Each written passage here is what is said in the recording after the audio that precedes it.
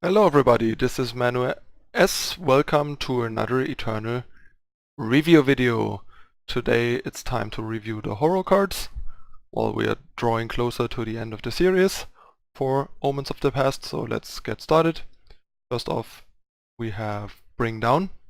The card, in my opinion, suffers a bit from the same issue as, Purify in Praxis, since usually if the unit has flying, you're gonna kill it, so that kind of renders the silence part irrelevant.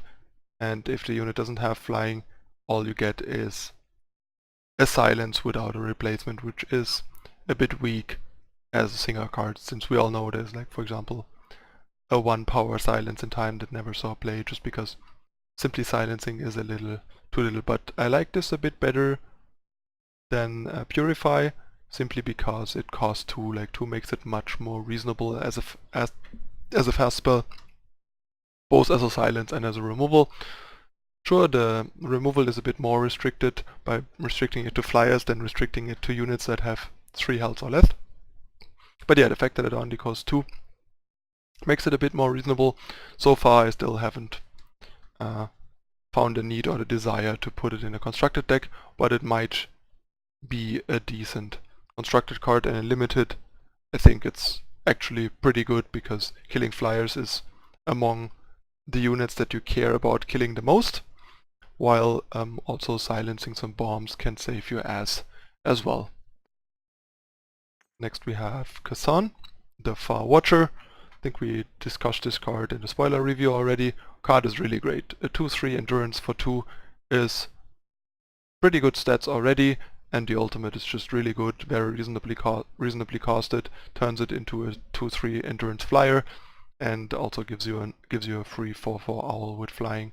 Just a really great mid-range card, and can also fit into aggro decks and some good stuff control decks. I think I mentioned a bunch of times before that so far I am not convinced that this card belongs into Chalice, and think the deck is probably better off without it.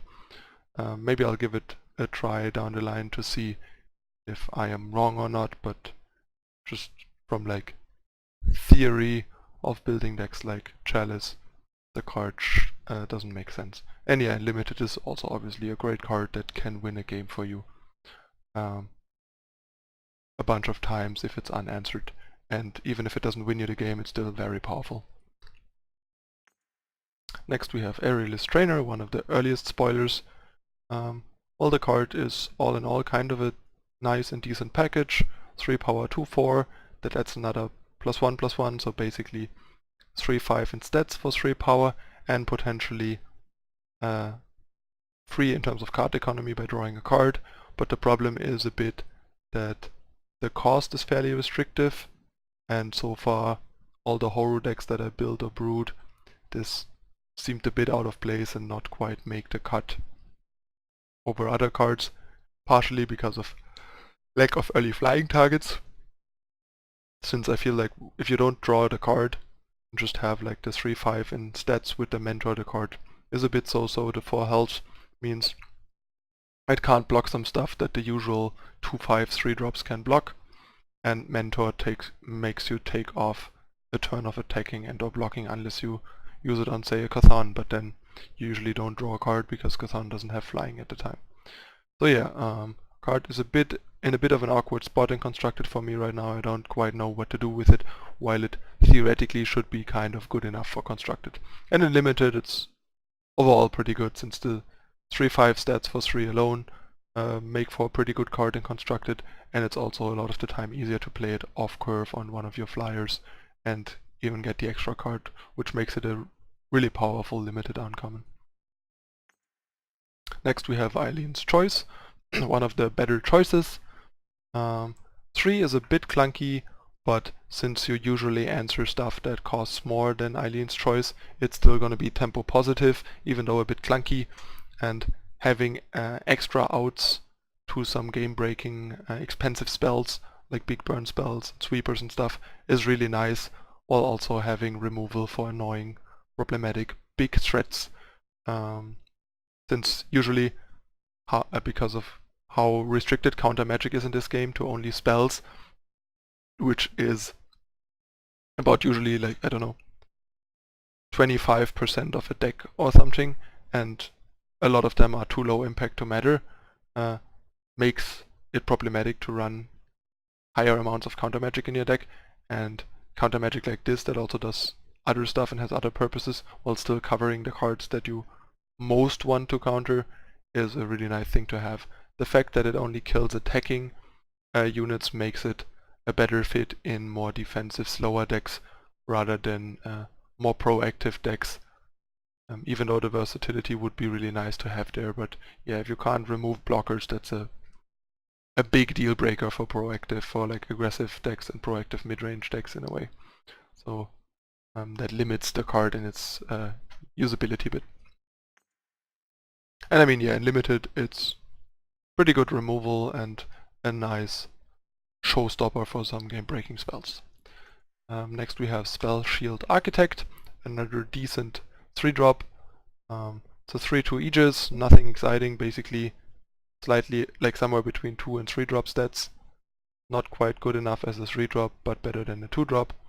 And giving the student Aegis is actually pretty nice, like giving your turn 2 Kisan Aegis, thanks to the endurance, not even basically having to take off blocking for one turn is really nice, and this is one of the better cards to help with this guy, Sheltering Rider, to reactivate the Aegis on Sheltering Rider after the opponent took it off, because you need enough ways to reactivate them for them to be good enough threats. And this is a better one of the better ways to do this, even though it's a bit weak as a turn 3 play, usually in terms of stats. It would be probably nicer if it would be a 2/3 to have a bit of a more of a meaningful impact on turn 3. But other than that, it's a pretty solid card, and in limited, about the same, I would say. Next we have Master's Lesson. I think the card is still pretty much terrible and unplayable, as much as I said when I saw it the first time. Connecting that, the drawing, to battle skills is just a joke. Like, there's not even many cards that have 3+ battle skills for this to do enough, and then you still spend 4 power and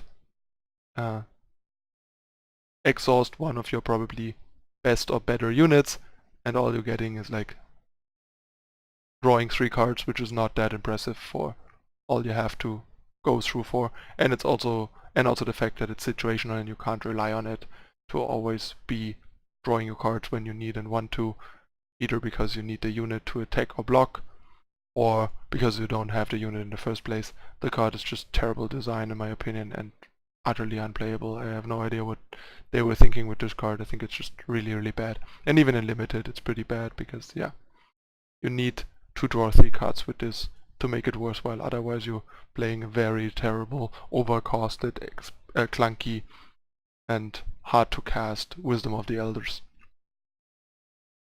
Next we have Sheltering Rider. Really nice new Hooru 4-drop. Basically a 5/4 flying with Aegis, and if it loses its Aegis, it turns into a 0/4 flying, so you need enough ways to reactivate the Aegis, like Spell Shield Architect and Protect, for example. And then you have a really nice and powerful 4-drop with like a conditional weakness, basically. So just be careful to not get blown out and have enough redundancy to reapply Aegis, and then you have a great 4-drop. 5/4 flying 4/4 with Aegis is no joke. Next we have Shield Bash. Stun an enemy unit, gain 2 armor and draw a card. Is a lot of text and little relevant effect for a sorcery speed 4 power, like a spell speed, not fast spell speed. A 4-cost card. I think the card is very overcosted and very underpowered, even in limited.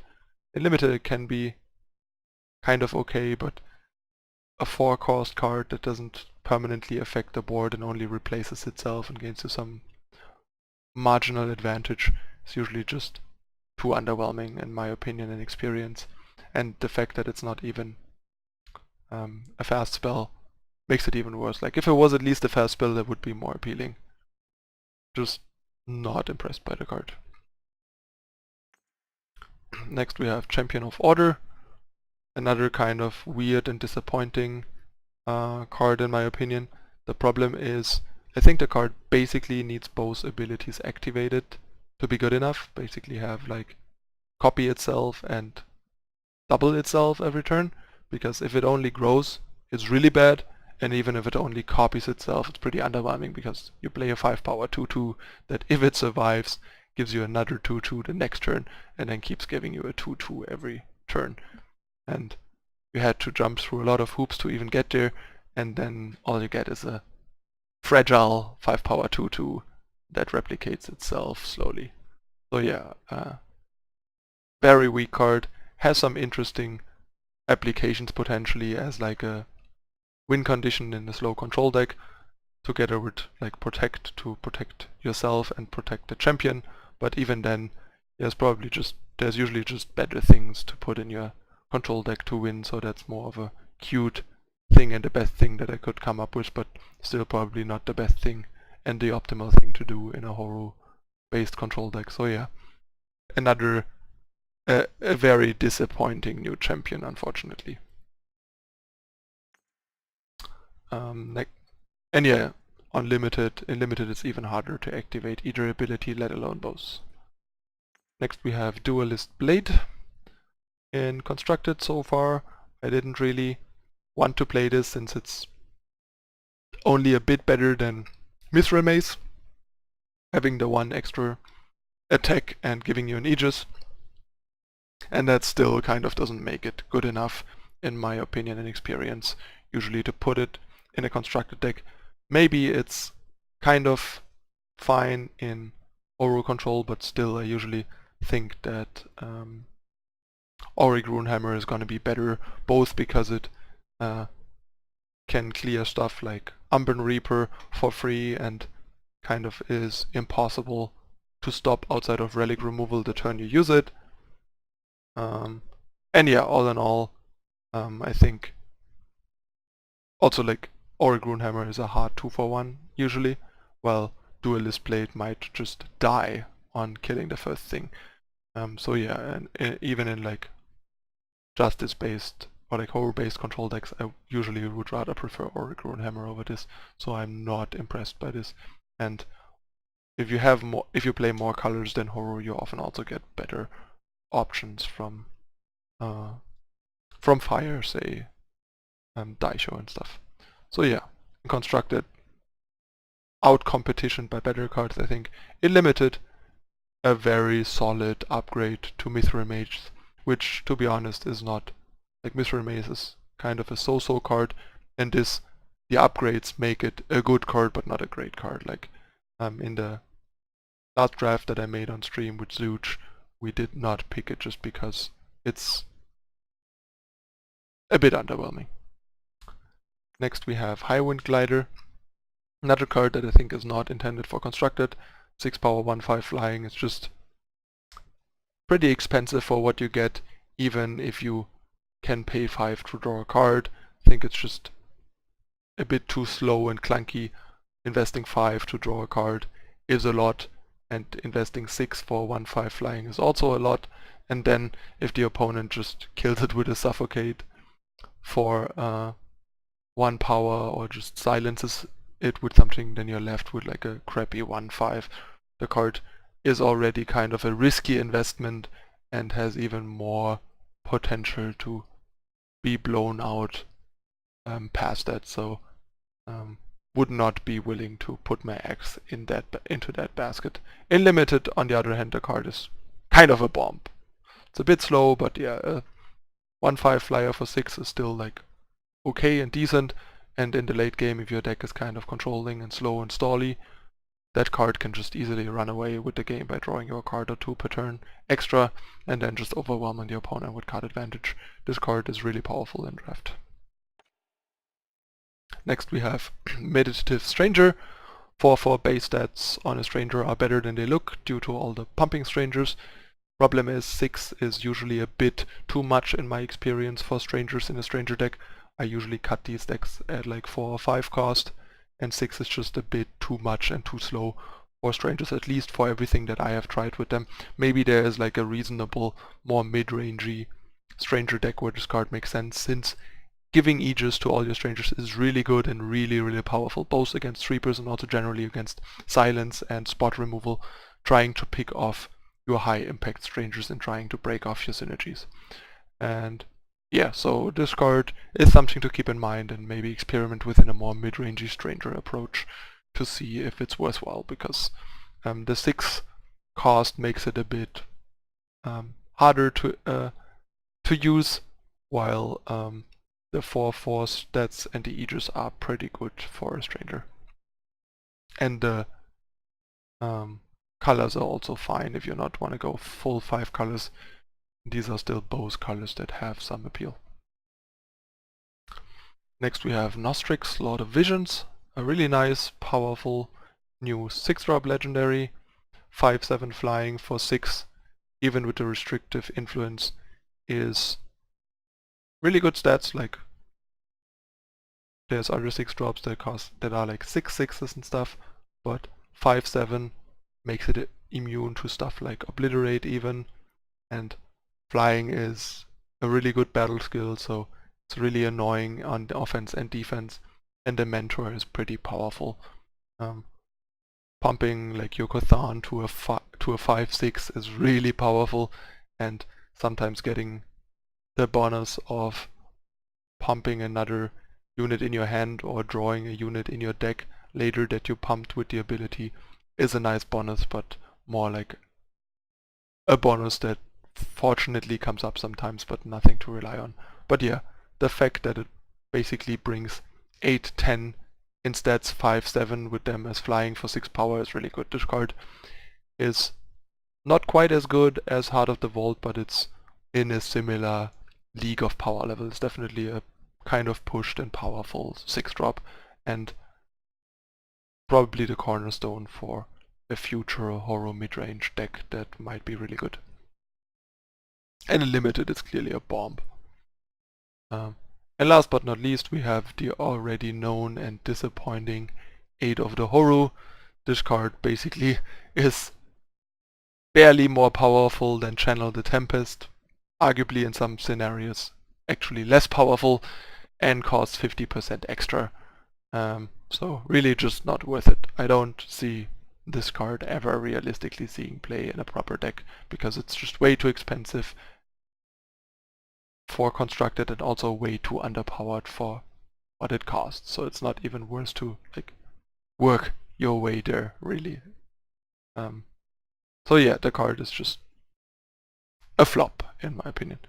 And in limited, even more so. Hitting 12 power in limited is like drawing 2/3 or 3/4 of the power in your deck to realistically play that. So just the card is just not usable in either format in my opinion. Very disappointing. Alright, that rounds out the review of the Hooru cards for today. As usual, if you want to support me and my content, check out the donation link in the description below, as well as my social media to follow me and stay up to date with everything there. And if you found this interesting, entertaining, and or helpful, please consider to drop a like and subscribe to the channel if you haven't already. And that's it again for today. Thanks for watching. See you tomorrow with the next faction pair to review. Thanks for watching. Bye.